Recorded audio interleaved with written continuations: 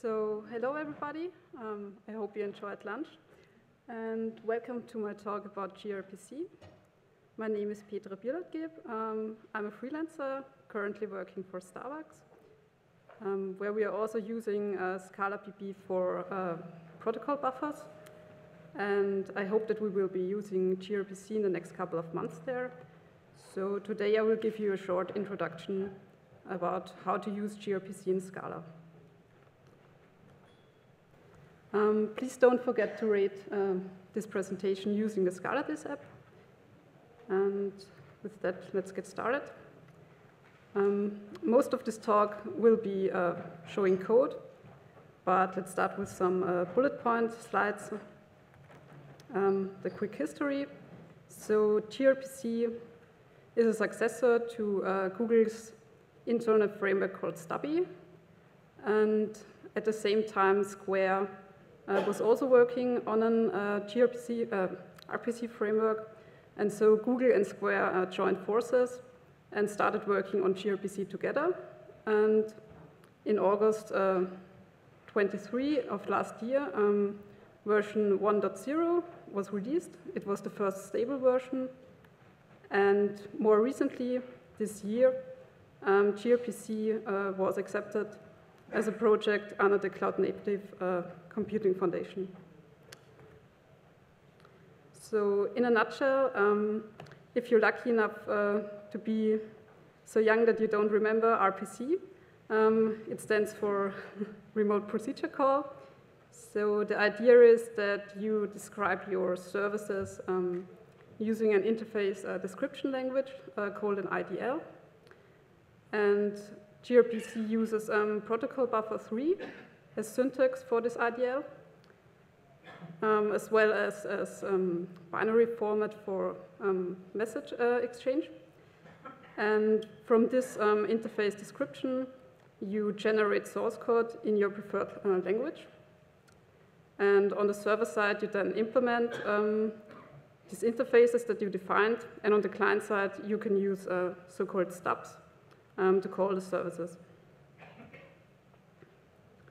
So some benefits of using gRPC is that compared to JSON, because of the binary format, it results in smaller messages, which means that transportation is usually faster. And also deserialization of these messages is usually faster than parsing JSON. And additionally, it also requires less CPU power, which becomes more and more important because on mobile devices, it means longer battery life. And if you're using some cloud solutions, you might be also charged for CPU power. So having a format that is easy on these resources is definitely very important.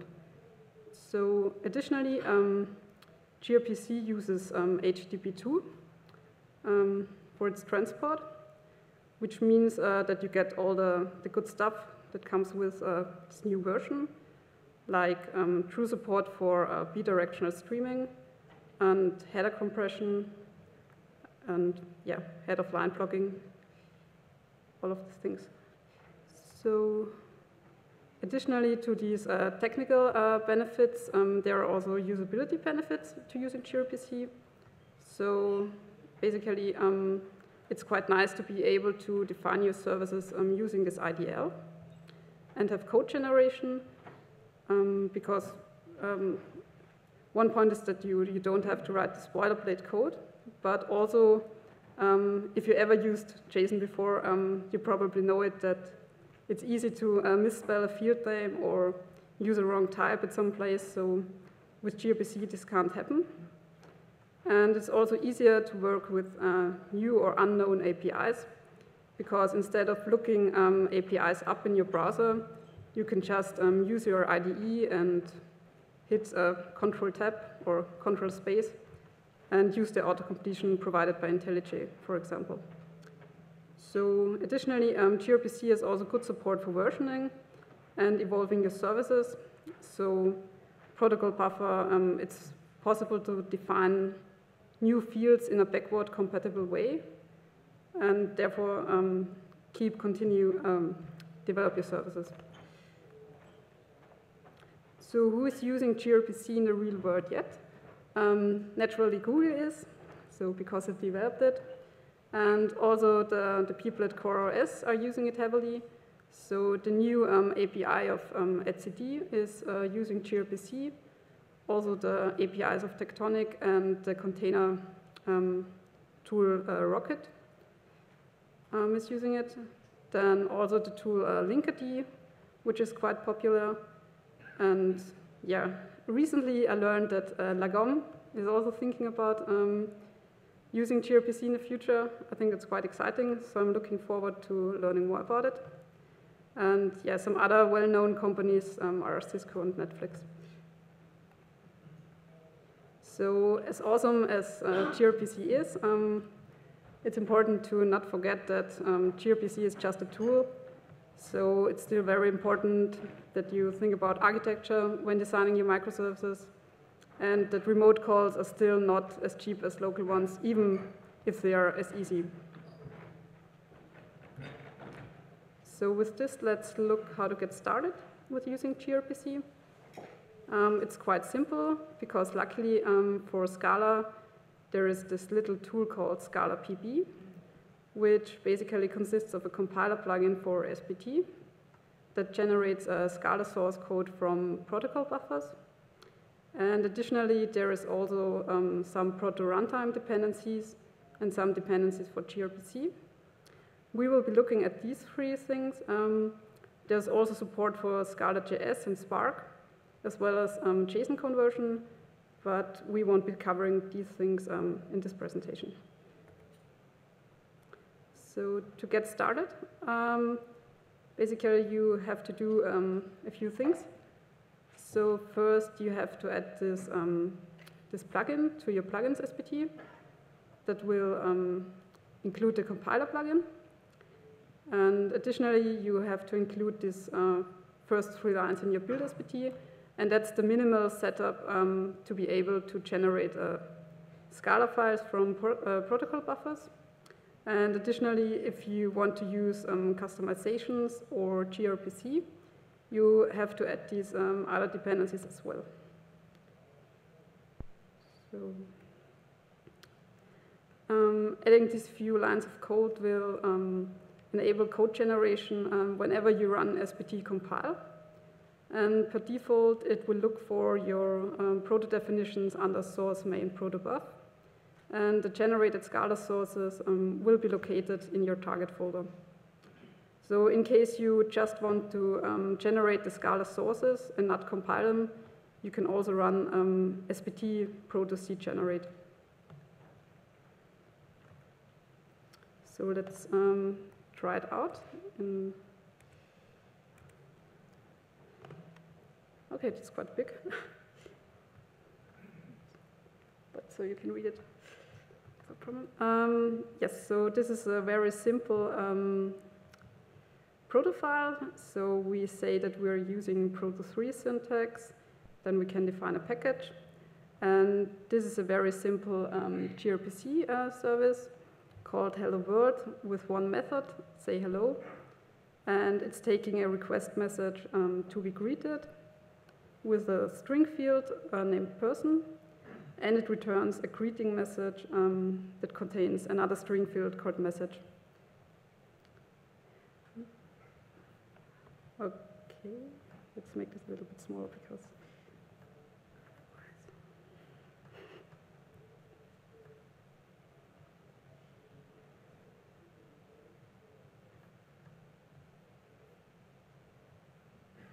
is this good? Yeah. Good, so now when we run compile,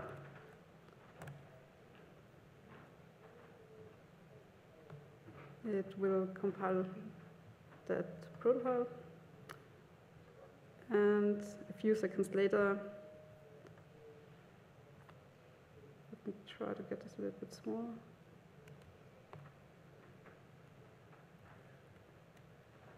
Ah, good. So.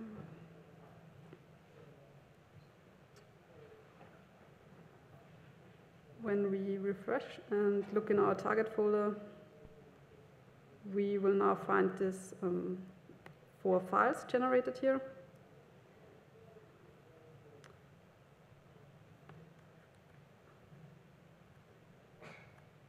And if we look at it, so where the code ended up is basically depends on our package name. Furthermore, the file name of our proto file will be appended. Then we have 1 file for our request message, which is to be greeted, another one for the response message, then one for the gRPC service, and another file that contains some meta information, and depending on your configuration, also the messages. So let's look at some possible customizations for generating these Scala files. So remember, there was this additional dependency. This one is needed for customization. And so some options that we can specify for the whole file is that we could say that we want to use a different package name for our Scala package than the package name of our proto file. And in case we don't want to append the file name to our package name, we could set flat package to true. Then we could also specify that all the messages will be generated in a single file. And we could add some custom imports on top and also some code there, which might be useful if you want to have something like sealed traits that have to be located in the same file. Another thing that's very useful in Scala is a thing called primitive wrappers. So if you look at this message here, to be greeted, and which contains another message now called a person, and a new field called message. If you look at the resulting code at the bottom, you will see that for the complex type person, we get an option, while for the string field, we get a parameter with the default value of empty string. So this is because in Proto 3, all fields are optional. So per default, if a message is parsed and a field is missing, then this field will be set depending on its type to either an empty string, or for numbers, this is 0, or for booleans, false. This can be quite okay in some cases, but especially when working with booleans, the problem is that for these fields, once you've passed the message, it's impossible to say if the field was missing or set to the default value on purpose. So what we usually want in Scala is an option, right, for these fields. So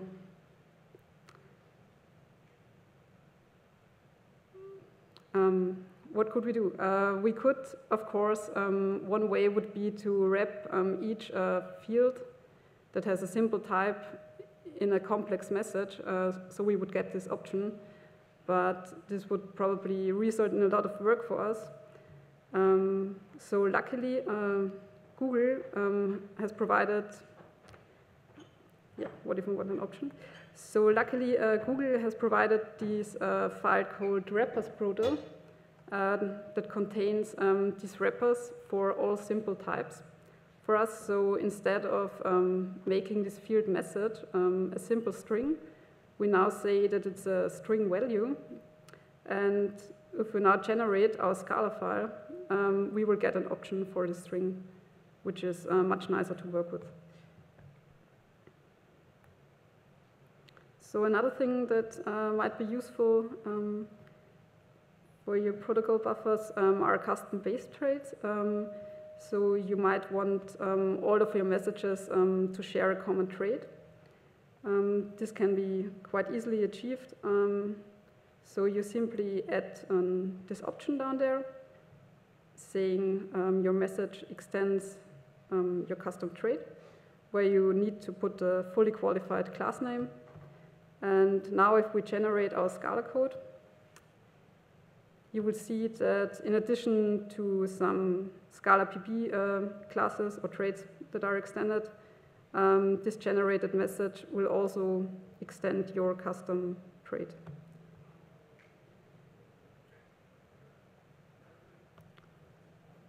So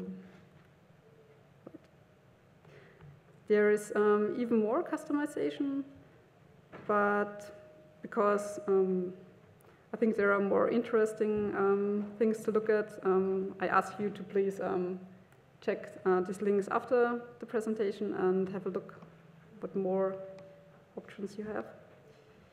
So with this, let's come to the more interesting part of this presentation, which are the different communication styles in gRPC.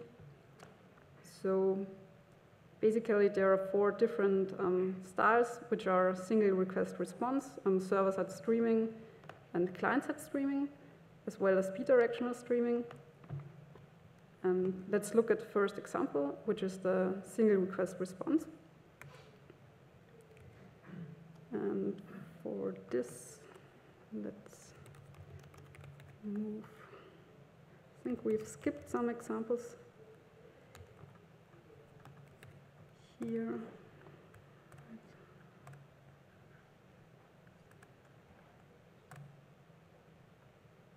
Okay.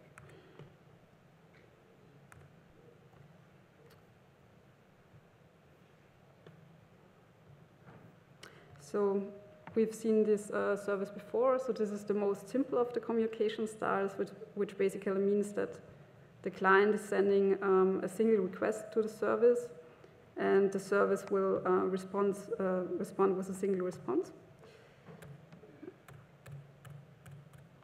So in gRPC, we define a new method always with the keyword RPC. Then the method name. Unlike in Scala, we start with an upper letter.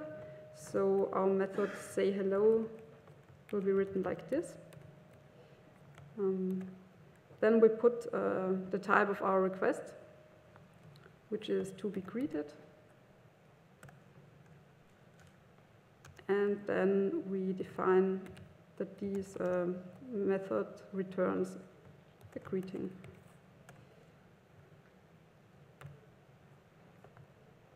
So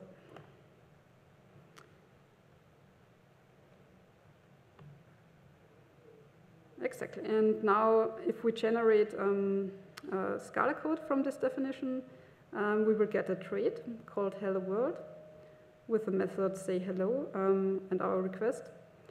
And this method will return a future with our response. Now let's have a look how we can implement this. Which is also quite peculiar.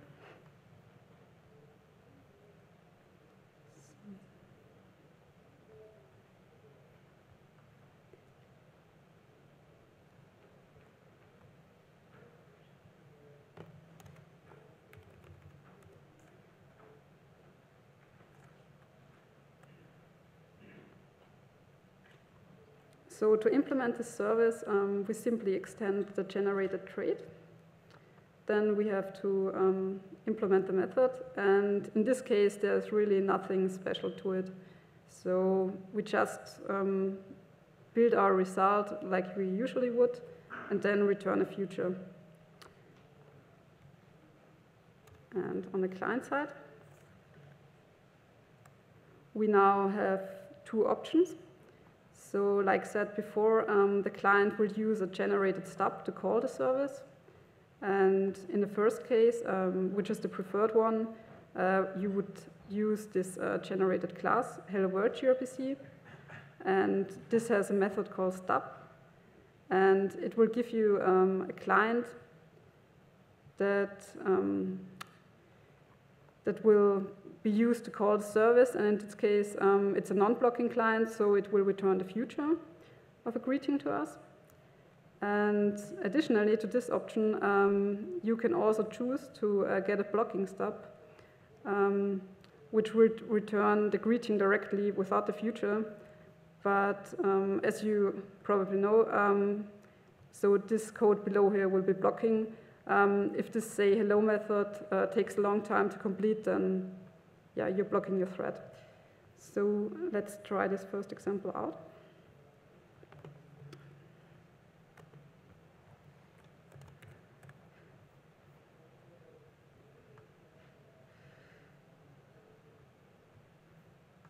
That's still so big.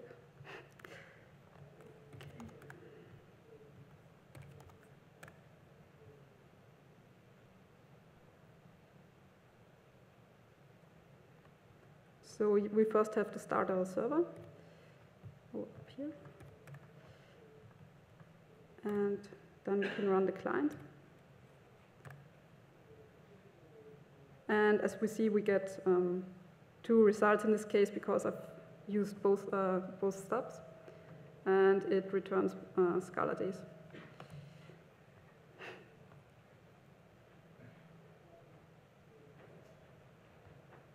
So let's move on to the next communication style, which is server-side streaming.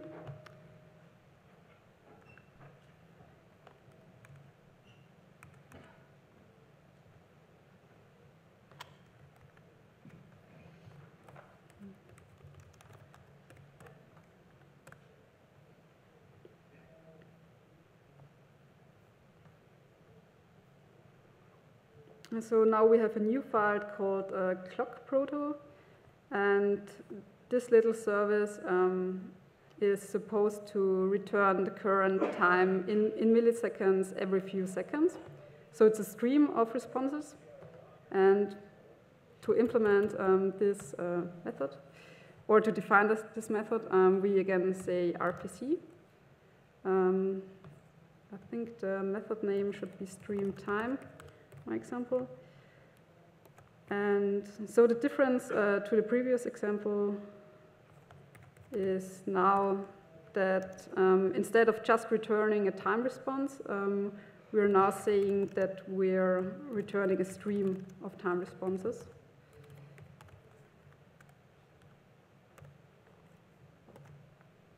Okay.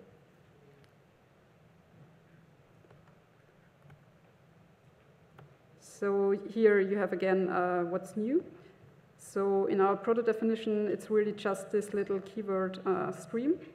And if we then generate the Scala file, you will see that now, instead of just a single parameter, we now have a second one, which is a stream observer for types time response. And unlike before, where our method returned the future of our response, the method now returns unit. And let's look how we would implement this now.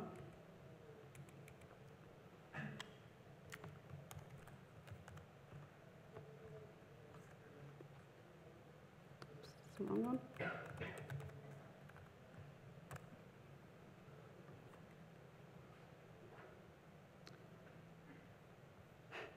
No, not now.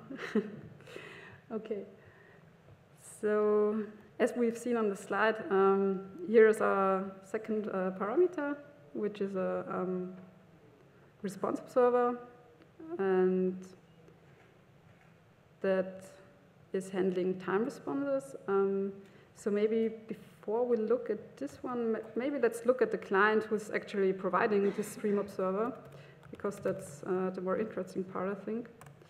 So again, we create our stub just like before by calling the stub method on the generated gRPC file.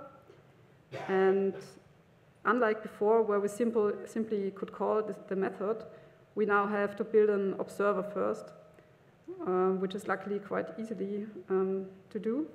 So we just say we want to have a new stream observer to handle these time responses.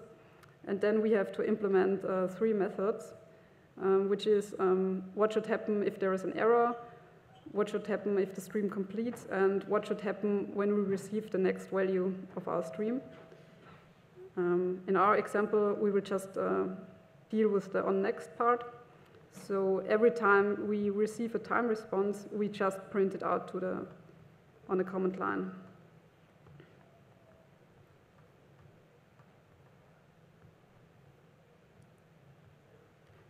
And on the server side, so instead of returning the response as a result of the method, we now call this observer on next method with our response.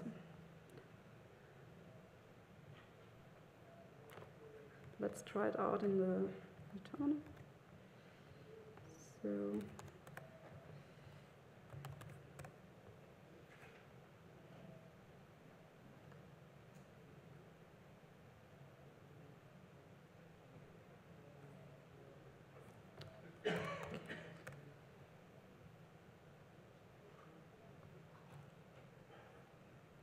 So we first start our server, and then we can run the client. And as we can see, so all 3 seconds, we now receive the current time in milliseconds. So. Oh, yes, right. And because I now killed the client, you can see that on the server side, the cancelled exception was thrown. So our service knows if a client is still connected or not.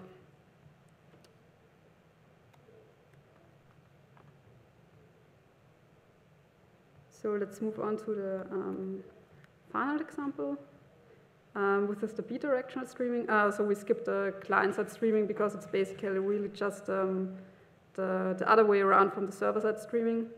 And in the bidirectional streaming now,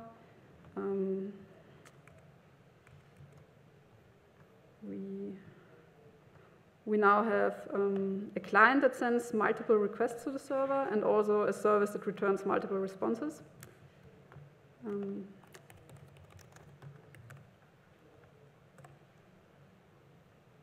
So now when we look how we would define that service, let's imagine we have a service called sum.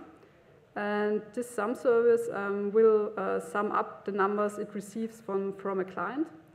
And after each addition, it will return the current result to the client. So again, we define our method with the RPC keyword. And now we have a stream of sum requests to the service. And our service returns a stream of sum responses. Right. And I forgot the method name, which is add. Good. Now if we generate our Scala source code from this definition, there's one new thing. So unlike the previous example where our method returned unit, now our service also returns a stream observer that handles the sum requests received by the client.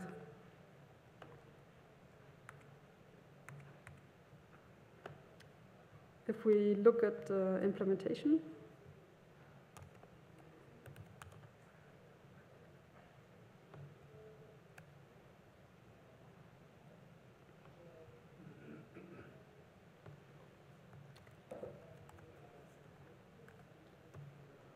so again, on the client side, we generate or create our stub the usual way by calling the stub method of the gRPC class. And we define our response server, observer that's responsible for handling the responses. But now, additionally to passing the response observer to the service, we also receive a request observer that will be used to send more requests to the service, right? So in the example before, we were only sending one request to the service, but now we need to have a possibility to send values again and again. So this is what you see here.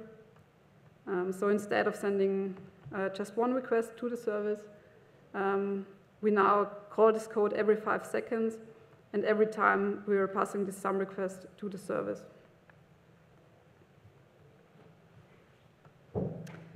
So on the server side, we now have to return the stream observer that handles some requests.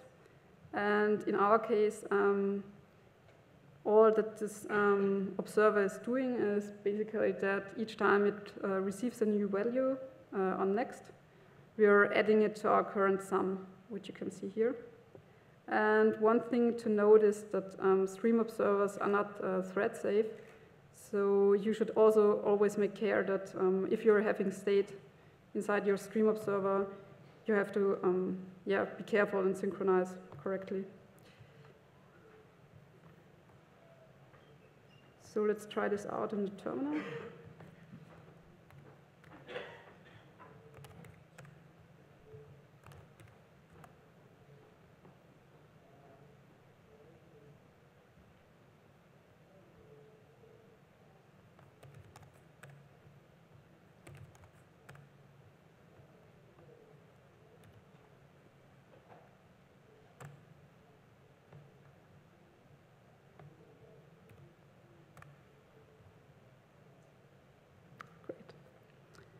So, right, our current sum is now 5, and let's wait 5 seconds. Right, we are adding 10 and we receive 15. So it's working correctly. And cool. So maybe one thing that's to notice that in this case we're having the state in the observer. So if I would create another client that's also calling this method, it will be completely independent from the other client, right? So the two sums won't interfere somehow. It will get its own result.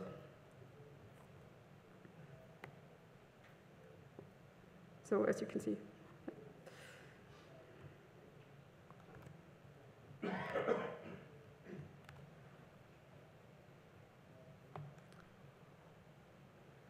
Again, here you have a short summary of how it's implemented.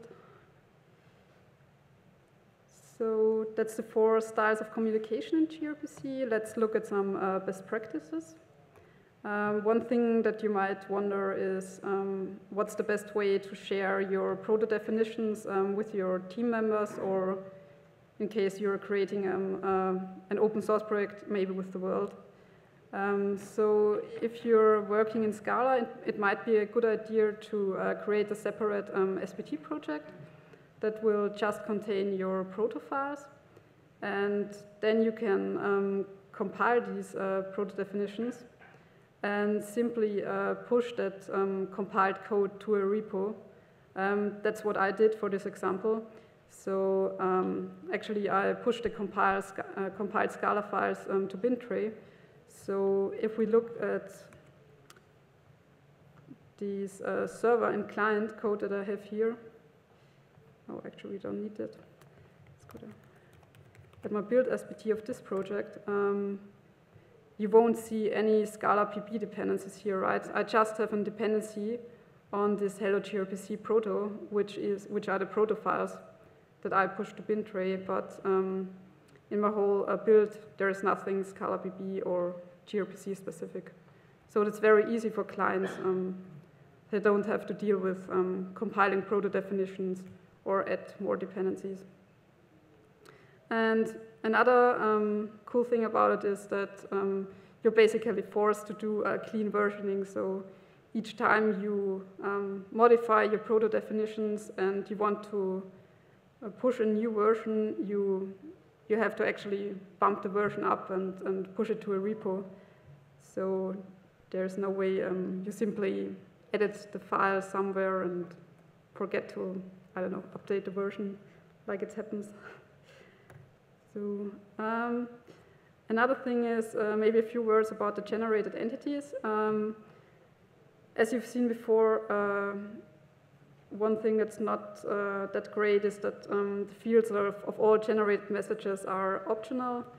That's probably not what you want in your application, and in many cases you will even have more strict requirements regarding validation.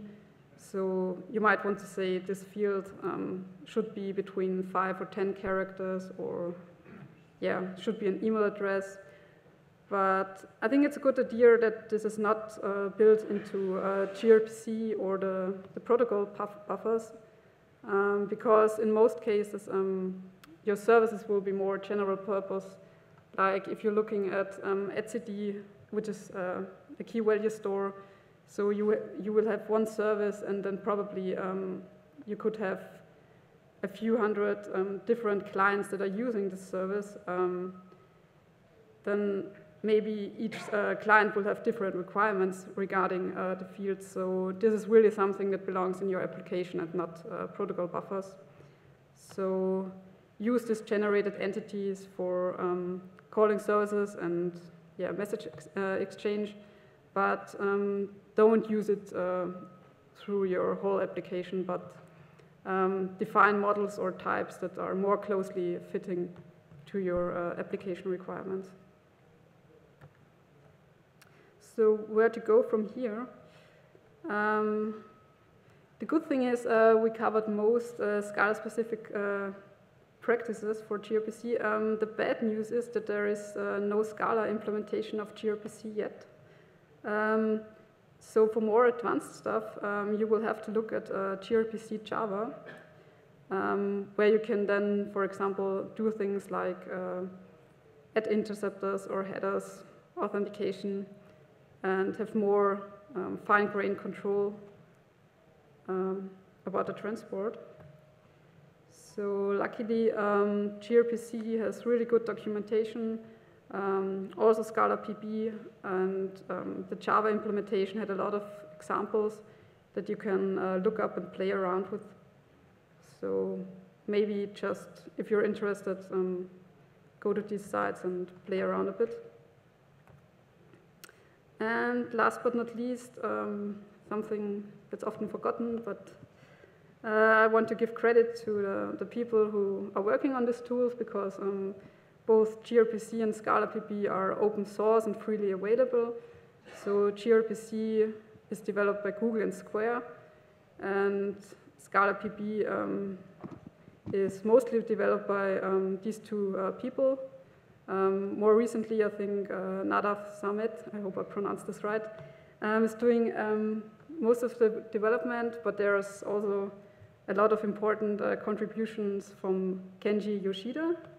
And yeah, just wanted to say thank you to these people for creating Scala PB and putting so much work in it. And yeah, that's already the end of my talk. And I would be happy to get some feedback from you. You can just send it to my Twitter handle, so everybody can write me. We don't have to follow each other. And also, you can, please use the Scala Days app and rate my talk. So thank you.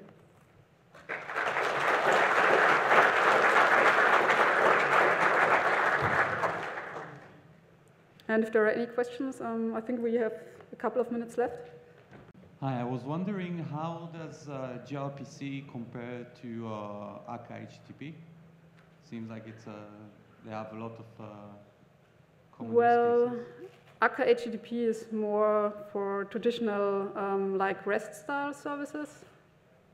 So it's more resource-based, and yeah, you don't have code generation, for example, and Akka HTTP is also Scala only, while gRPC has support for more than 10 languages where you can use it and generate clients. So. Okay, and just a bit more about it. In terms of performance, are there any, is gRPC more lean? More I'm not sure if there is protocol buffer support for Akka HTTP yet. Does somebody who knows that? Oh, maybe want to say that? Yeah. So you could conceivably build a gRPC client on Akka HTTP. It's HTTP2, right? So So the question is, it's not apples and apples here, right? Yeah. No, I meant apples and apples. So yeah, you could actually build a gRPC client with Akka HTTP. Does that make sense? The question is when would you choose gRPC over Akka HTTP and vice versa? That's what I'm wondering.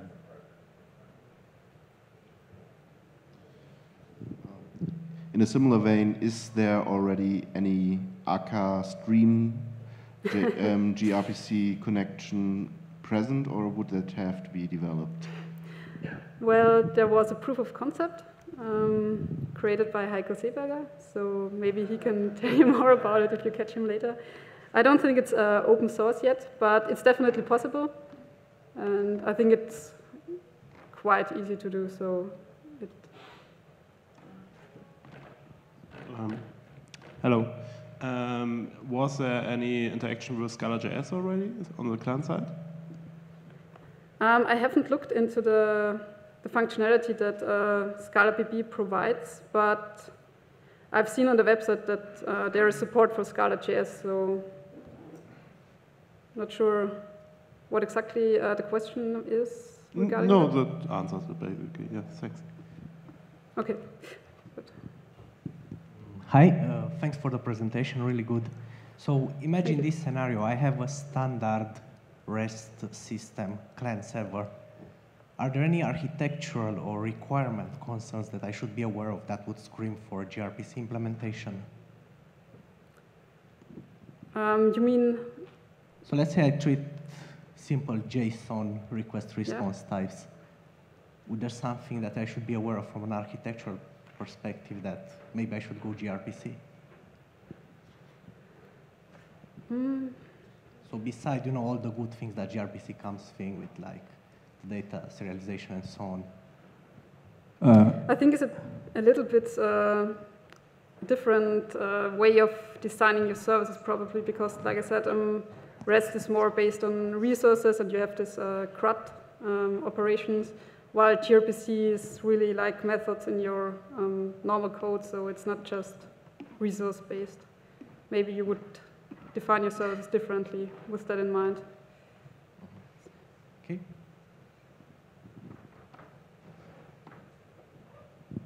Hi.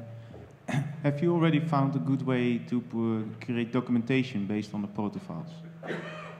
I think there is some tooling support out there, maybe even for... I found something, but they're all based on Proto 2 and not on Proto 3 yet. No, I haven't looked into that yet. Sorry. So I was wondering, because gRPC has RPC in its name, and whenever I hear RPC, I have like these 5 letters coming to my mind, Corba. And so I'm wondering, do you know what are the plans for the future development of gRPC, and are they going to sort of, not follow the same path, or just for me not to be that afraid? Well, I think gRPC is trying to avoid the errors or mistakes made in Corba, so it's not. There's an interesting blog post about it in the gRPC blog with the problems of ignoring the network. So I think one important is that while you have the possibility in this single request response stub to use the blocking stub, they're definitely not recommending it. So everything else is asynchronous and non-blocking. So I think that's a big difference to how previous frameworks worked. Okay. Good. Then I think thank you.